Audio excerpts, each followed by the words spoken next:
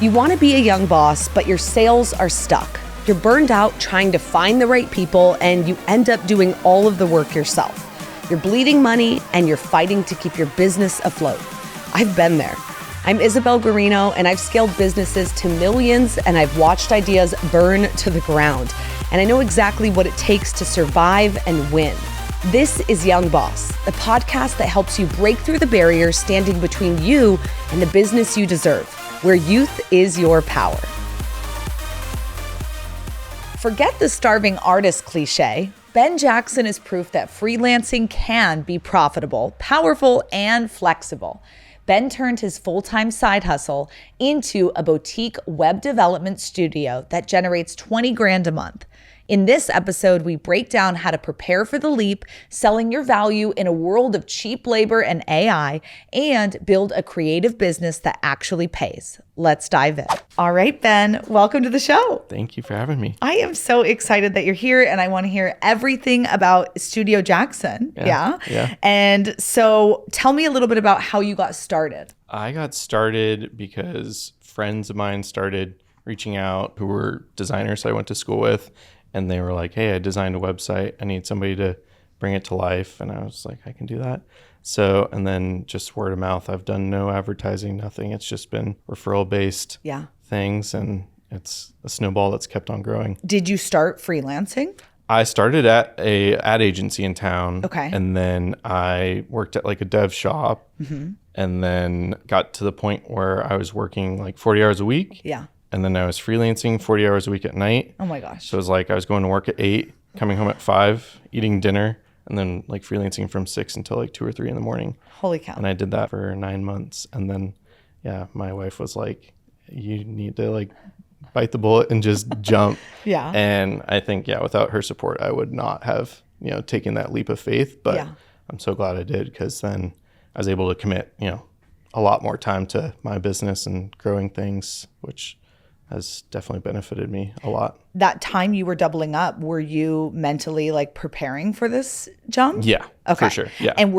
is that how you were stacking up and saving? Yeah, okay. 100%. So what type of investment does it take to start something like this? I think when I made the jump, I had 3 months worth of cash on hand for me.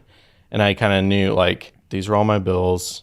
I'm going to give myself 3 months, worst case, fall on my face, and I find another full-time gig and, regroup and do it again. Yeah. But luckily, I had clients lined up before I made that jump too. Okay. So that made it a little bit easier to like know like, okay, I can forecast this out a little bit. Yeah. I'm, not going in this with nothing. Right. But I had that like 3-month nest egg, which I never had to like dip into and just kind of keep growing that. That's good. Well, also the fact that you were doing both at once, so you had the opportunity to kind of build clientele first. So you weren't jumping fully into like nothing 100%. set up for you. You had at least something going on, which is crazy, but so much work to get there. Yeah. And when I think about like a business owner who's starting out in there, maybe, hey, okay, we need web development, we need all of this stuff. Nowadays people think they can do everything with AI. They think they can find anyone on Fiverr to do it. Yeah. How do you, talk to someone to basically convince them that, no, what I'm doing is so much better, so different, and it's worth that investment? Yeah, I've kind of carved out like a little lane for myself where I'm pairing with like a lot of design agencies who may not have the need for a developer full time. And so I'm, kind of like a fractional, senior developer in that kind of regard. And so they're coming to me like very design forward, and I have a extensive design background. Yeah. So I can kind of like bridge that gap where traditional developers, aren't paying attention to all the things that designers are very nitpicky about. Yeah. And so it makes that sell a little easier, because it's like, I know what you're looking for. We're going to cut out all the noise. We're going to get straight to it. We're going to save you time. But then the people who come to me directly who are like, I can find somebody on Fiverr to build a website for $200. It's like, well, you're going to kind of get what you pay for a little bit. Yeah. And that's totally fine. There's totally a lane for that. But I kind of position myself as like a boutique kind of experience.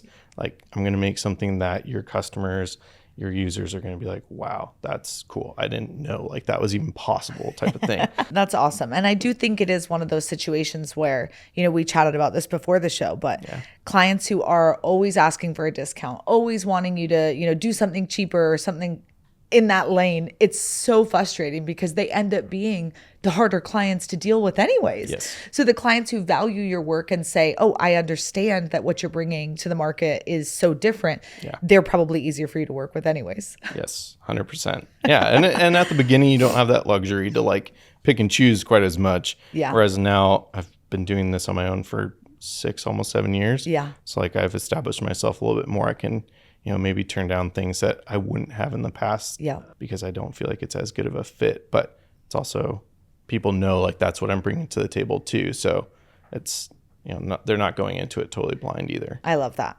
Okay, so right now you're a solopreneur. You're doing it all on your own. Yes. And I imagine in a creative space like yours that it's difficult to even want to bring team members on because what if you don't like what, how they do things and it's your stamp, your brand? Do you feel like you want to scale and grow in that way? Or do you feel like actually that limit where you can control everything and it's all under you is where your happy place? Yeah, it's something I'm struggling with like right now, kind of at that point where I've, plateaued. I'm doing as much as I physically can in the 24 hours and 7 days a week we have. Yeah. But I am a little bit of a control freak in that regard because I need to have my stamp of approval on everything and people aren't going to do things exactly how I want them to be done or I would do them myself. Yeah. And so I'm starting to kind of like put, those feelers out and having freelancers kind of step in and pick up pieces that, I'm not as good at. And I've recognized like those parts of the business that I maybe, not as strong in, like design. I'm a designer. I call myself a mediocre designer maybe. And there's so many killer designers out there that why not have somebody who's great at it. Yeah. And I would respect that like what they do is going to be great. Yeah. And I can focus on the parts of the business that I'm really good at and strong at. But at the same time, it's hard too, because you're like, I can do this. Yeah. Why don't I do this? I can, keep this all like under my umbrella. So it's a little bit of a tug of war right now that's going on in my mind. It is hard. Yeah, it's so hard. And so many times we have guests and people who are listening who are stuck in that struggle of, do I want to give up that creative control and bring someone in to maybe give you time freedom as you have, new littles in your family? Or is it something where it's like, no, I actually built this to be a lifestyle business for me. And I think that there's a time and place for lifestyle businesses, and like if you get fulfilled by it, then maybe the answer is you just outsource what you can and keep in control what you want so that you can take on a couple more projects, but that there's a limit to how many you can bring on.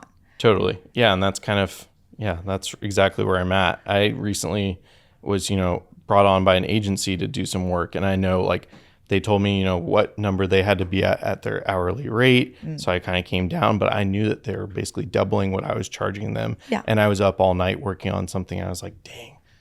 My buddy is like killing it. He's sleeping right now and making money off every hour that I'm working. Yeah. And so there's a lot of power to that too. Yeah. Like, so, obviously that's tempting. But to getting to that point, it takes a little bit of another leap of faith to, let somebody else take the reins on some of those things without your total control. 100%. Yeah. Do you think that, being a solopreneur and going out on your own, what has been one of the hardest things in that, jump for you? Is it finding the clients? Oh, man. I don't really know the best. There's a lot of hard things. I think it's the instability a lot. When like you said, I have a couple littles. Yes. And so I actually took a full-time job for like a year and a half when my daughter was born because I needed, a little bit of stability. I was still freelancing on the side or whatever. I just had kind of scaled things back. And I think that's important to recognize, like, it's okay to pivot too. Like it was kind of a totally organic thing. Like a client of mine reached out. They're like, hey, we have 5 projects.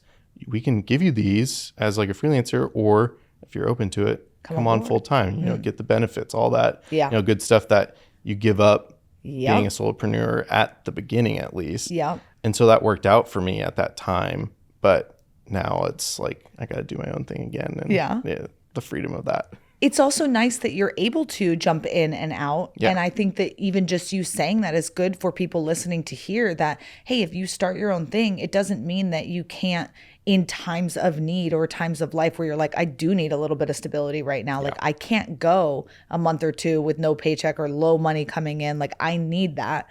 And there's nothing wrong with that, you know? I don't think so at all. I think there's a lot of power in that for sure. And being able to pivot and realize like when things need to change is good. And, you know, because if you get stuck doing something or you're on a path that isn't really working and you're just kind of hitting a wall, like that's going to do nobody any good. No, absolutely. Okay. You know, I know that there's a lot to be said about instability when you are an entrepreneur. Is there ever a time where you feel like that almost broke you? Like, especially as a man with a family, with a wife, with a mortgage, with all these things, is there times where you're like, I'm out, I don't want to do this anymore?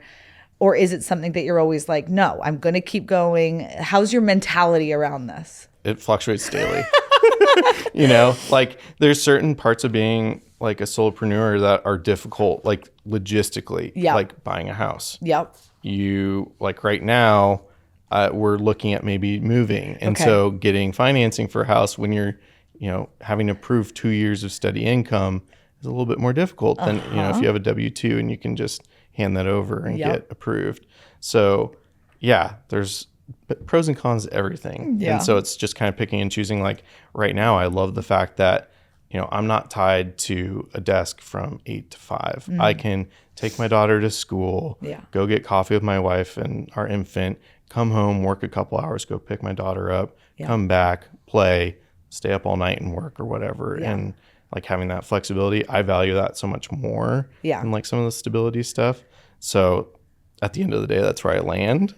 But it's a question that I wrestle with like daily. Well, you know, there's this like, maybe it was like 5 or 6, but it's like the needs that we all have in our life. And one of them is stability. And on the other end, it's flexibility. And some people are like, I need stability. And others are like, I would die if I didn't have flexibility in my life. So maybe you just lean more that way. I definitely lean more that way. And I think my wife provides so much stability. Like she holds it down. Yeah. She, you know, when I'm like, I gotta stay up all night. Like she'll do everything she needs to with the kids. Like she's the rock that like makes this thing happen for sure. And I think without her, like it would be a little bit of a different situation for sure. Yeah. And I know you mentioned that she's kind of the one that pushed you to even get into this. Yeah. Did you have any friends or family who were like, you're crazy, like stick with a stable job? I don't think anyone said I was crazy. I think they saw like what was happening and they're like, okay, it's a different story than if I was just like going to quit my full-time job without anything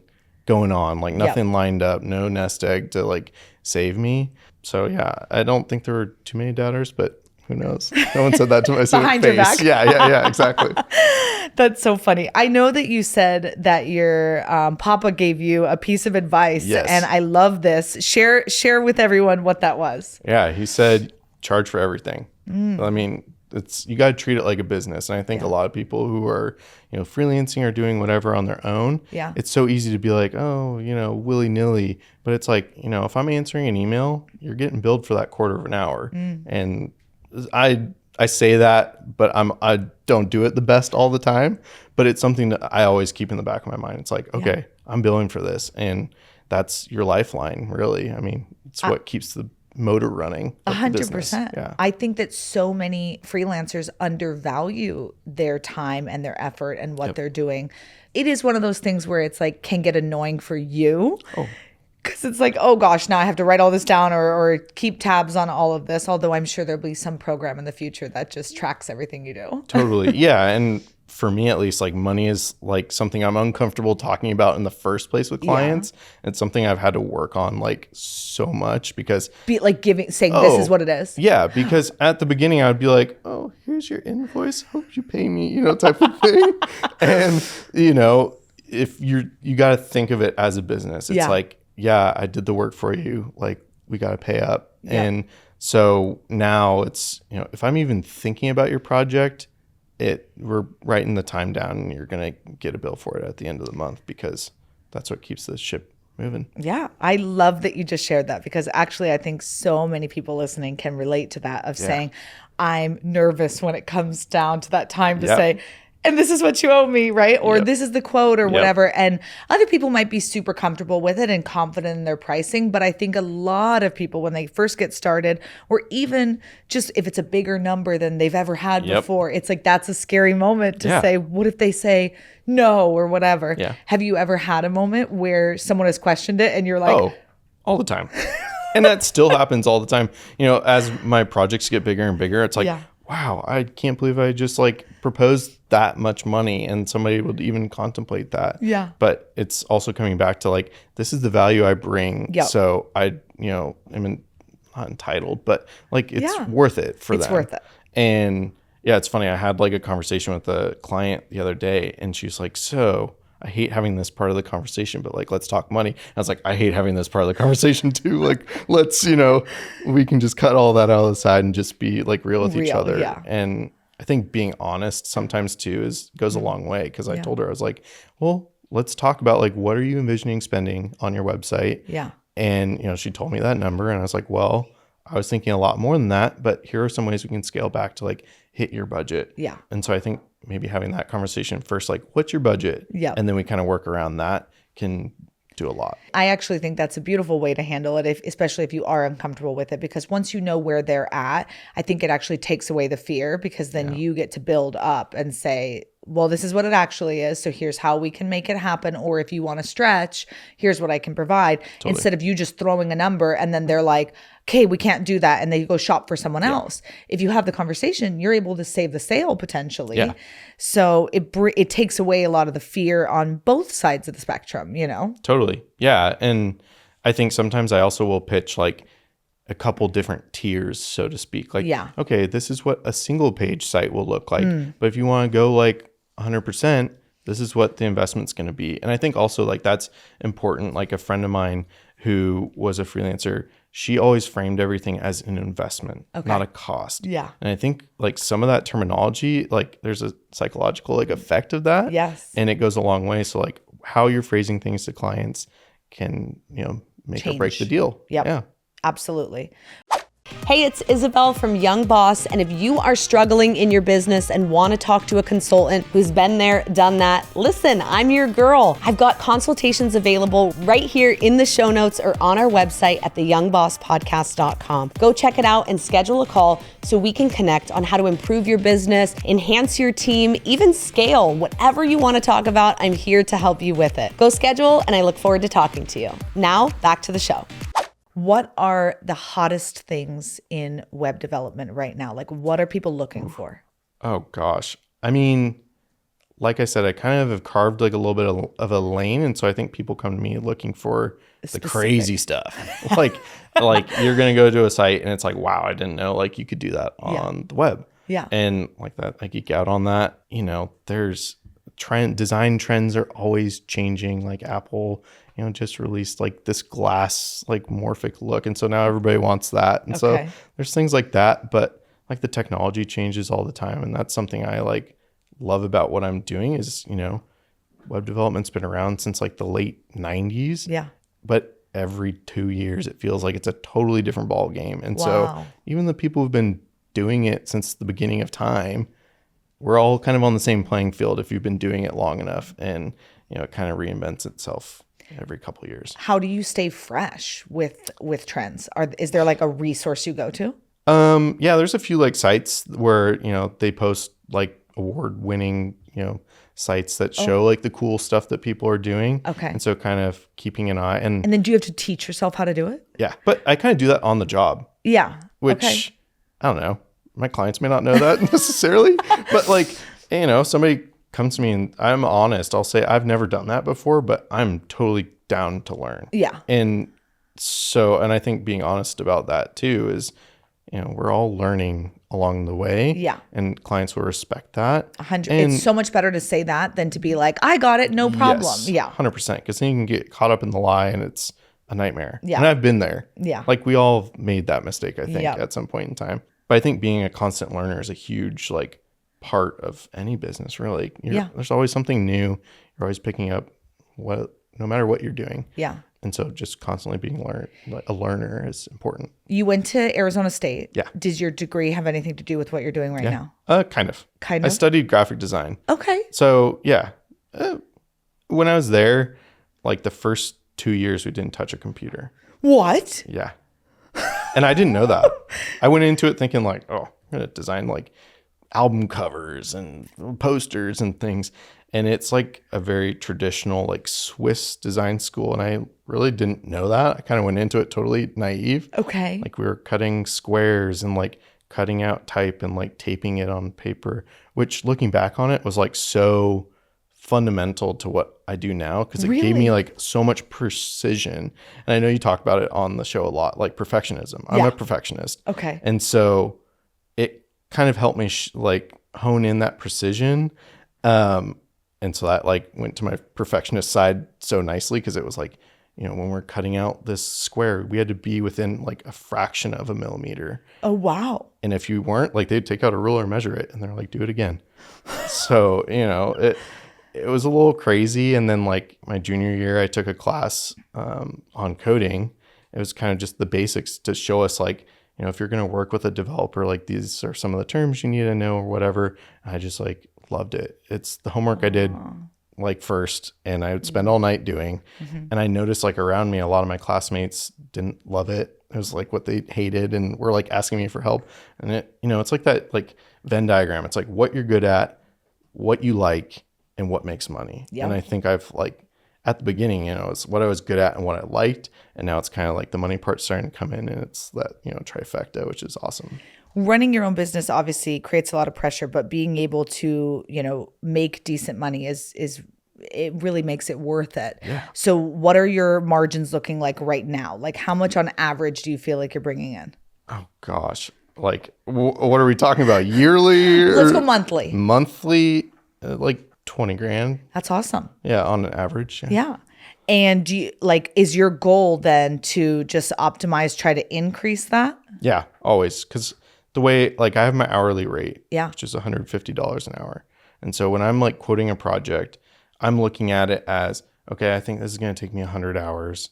You know, 100 times 150 is $15,000, I believe. Yeah. So quote them $15,000. Yep. And obviously in that quote, like, you know, if I think it's going to take 100 hours, I'm going to add like 20% to that for admin, for any miscellaneous things that could go totally haywire. Like the client wants to change some stuff. So like giving like a little bit of leeway there. So like I'll buffer it a little bit to like save myself, because no one wants to be in the position where you've underbid on a project and you're in it. And you're like, I hate this. I'm losing money. And I've been there, and I still sometimes get caught in that. Yeah. And you know, that does nobody any good, because it's like, I'm not enjoying what I'm doing, so I'm probably not doing like the best work that I could. And we're all maybe a little bit more enthused when we're getting paid well. Yeah. And so, yeah, it's like, I totally forgot my train of thought. You're good.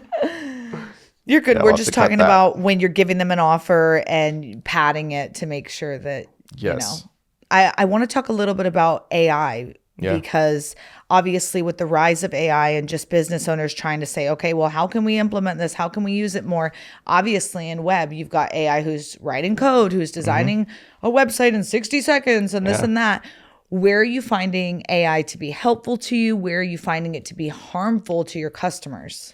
Where it's helpful for me is it's taking the mundane kind of off my plate, which is awesome. Yeah. You know, in web development, there's things I have to look up that I've done a gajillion times, and I still have to Google sometimes. But now, like in my code editor, it, you know, I can ask a question, or it already knows what I'm trying to do, which is super powerful. And I can like focus my attention and my efforts on, you know, is more impactful or more difficult, you know, where AI may not be able to like quite get into yet. Yeah. And then where it's harmful for clients, you know, there's the vibe coding. And I think before we started filming, I was like, I'm a vibe checker, you know? So like people are going to vibe code and make things that, you know, have bugs or whatever, and they get stuck. Yeah. And they come to me. It's like, okay, I can look and I can be the vibe checker and fix things. So, you know, we're in such early stages that who knows, it could be a totally different story in a couple months. Yeah. But right now that's where we're at. I feel like that with so many AI programs I use. I'm like, this, when working at 100%, is going to be game changing. Yeah. But like most of the programs I've dabbled with are not there yet. Yeah. I think there's maybe going to be a profession for people who are like, who know the questions to ask, because you definitely have to lead it in the right direction. Yeah. And know like, these are the steps I need to take. Yes. So if somebody's never built a website, like they may not know those What to steps. ask, Yeah. yeah. You don't know the questions to ask. And so being able to know like, all right, I need you to do this, make sure you think about XYZ pitfalls, like that makes it work a lot better than somebody who's like, just make me something. Yes. I feel like when people are so fearful right now of AI like taking jobs, I don't feel that way at all. I feel like it is the farmer and the tractor, where it's like, you know, back in the day, it's like, okay, when the tractors came, the farmers are like, oh my God, we're not going to have a job. But in reality, the farmers who learned how to drive the tractor are the ones who are still in business. Yeah. And the farmers who refused and wanted to do everything, you know, by hand and with horses and this and that, they're the ones who went out. So it's the same thing with AI. Yeah. It's not going to take away your job. It's going to take away the job of the people who refuse to use it. Yeah. If you learn to use it and use it correctly and ask the right prompts and understand the directions to take it and fix what it's doing wrong, then you will be perfectly fine and your job will go faster and easier, just like the tractor. Yeah. Yeah. It's a tool. It's That's a how I tool. look at it. It's a tool. Yeah. That's amazing. Okay. What is one myth about freelance creative work that you want to bust wide open? Myth. Gosh, I don't even know. And if there is no myth, that's okay.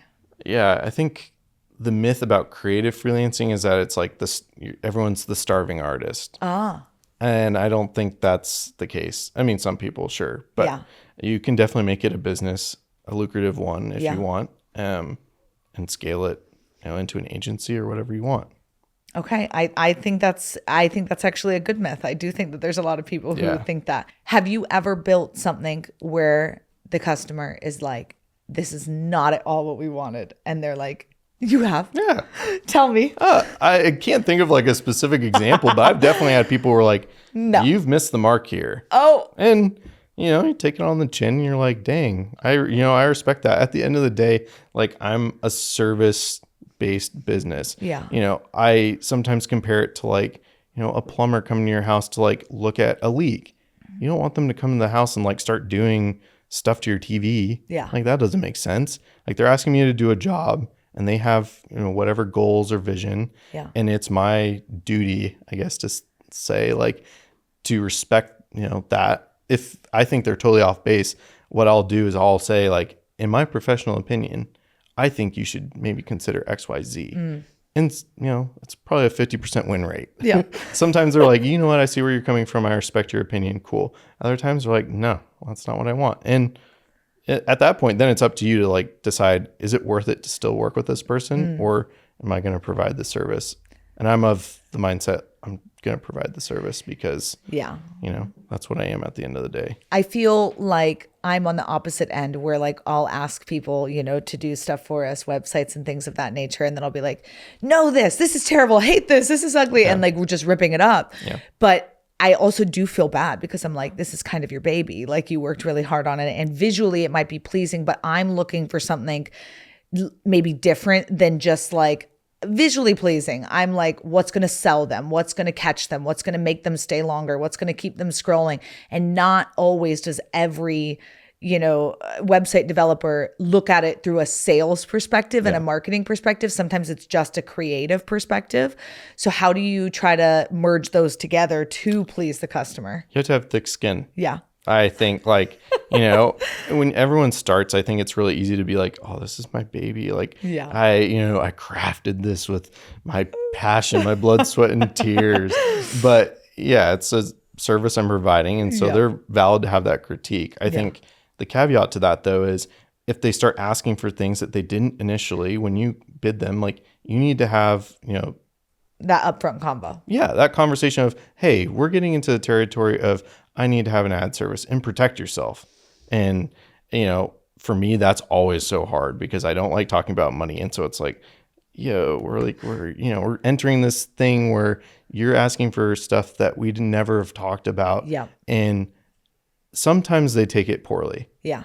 And that's fine. They can take it poorly, but you got to, you know, hold your ground. And I think also if you say like, some people just don't know any better. Yes. And so if somebody asks me to do something that is out of scope, I will tell them, hey, what you're asking for is not like what we've talked about. Here's why I need to charge you more, because it's going to take me 20 hours. And they're like, oh, wow, I thought, it was just a click of a button. I'm like, no, we're changing so much of like the bones of how this site is made. Yeah. So I need to be compensated for that. And then it's up to them if they want to pay that, or if they want to, go back and we stay the course of what we were originally scoped to do. Have you gotten really good at asking the right questions up front then to try to alleviate as much of that as possible? I've gotten better. There's always, every project, there's always something that comes out of the woodwork. Yeah. And, sometimes it's impossible to. It's hard to get it out of someone's brain. Exactly. Especially when they don't speak the same language. Yeah. You know what I mean? Yeah. And people don't know what they don't know. And so like, unless you ask the right question, you may not find out. And I'm going through that on a project right now. Every time I talk to the client, it's like something new comes out and I'm like, wow, we have not talked about that. And, that either sometimes it adds more work to my plate. Sometimes it's just like, we haven't gotten to the building phase yet. So it's like, all right, I got to kind of mentally like regroup and think of a different way to do this than I was originally planning. So as much as I like to think I ask all the right questions, it just happens. Yeah. And that's why I have that buffer in my quotes. It's to give maybe a little bit of that leeway for some of those types of things that come up, because you're not talking necessarily the same language, and they're not, business owners who are hiring me are oftentimes not super technologically advanced. No. And so, they're, they have a vision for what they want, and they don't think about the things like, oh, how are we going to integrate Klaviyo to send email marketing and all these other backbones to their business that I have to be cognizant of, because if I am not, then they're going to get a website that doesn't work for them and do everything that they want it to. Yep, I agree. Okay, well, this has been amazing to have you on. I love diving into everything that you have happening with Studio Jackson. Tell me, what is your advice for a young boss listening who's maybe in your space and they're, wanting to make that same jump that you were? Like, hey, I'm working for someone else and I'm ready to go freelance. What advice would you give to them? Work hard. I think that's like the number one trait of really any entrepreneur. If you talk to anybody who's started their own business, like they're just a hard worker. You can put your head down and work hard. The other, I think, is you get opportunities that scare you, and you just got to take it by the horns and go for the ride. Yeah. It's happened to me a handful of times, and every time I've never been like disappointed or looked back and been like, oh, I wish I hadn't done that. Yeah. Whether it's, a project for a client who is, out of this world, like you don't feel like you should be working with them. Like that happened to me. Like I worked with Facebook like early on. Okay. And I was like, why are they coming to me? Like this project feels out of my realm. Yeah. I'm like, I'm just going to go for it and see what happens. That's awesome. And it worked out. And it's, great, like little resume booster, and people feel like, kind of boost your premium brand a little bit. Yeah. And so even just like making the jump and giving yourself that time of not working another job and focusing on your business, that's one of those opportunities that you just have to take by the horns and go for it. Yeah. I love it. If people want to check out some of the work you've done, maybe work with you, how do they find you? StudioJackson.com. Okay. And it's a V instead of an A, which is a branding error on my part. And I just, I've been busy and haven't had the time to like regroup on that. Visually, it's cute. We'll put it in the show notes. Everyone will find it. Don't worry. Thanks so much for being on the show. I really appreciate it. Thank you. Thanks for listening to another episode of Young Boss. Be sure to like, share, and follow us on Instagram and TikTok, and subscribe on YouTube and Spotify or wherever you get your podcast. And remember, youth is your power.